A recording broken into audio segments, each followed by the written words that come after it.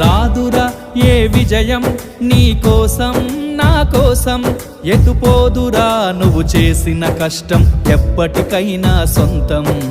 కాలంతో పయనించే వాడికి కానిది ఏముంది, సాధనతోనే సాధ్యమవ్వునని సదాశయంతో సాగర ముందుకు. రాదురా ఏ విజయం నీ కోసం నా కోసం, ఎటుపోదురా నువ్వు చేసిన కష్టం ఎప్పటికైనా సొంతం.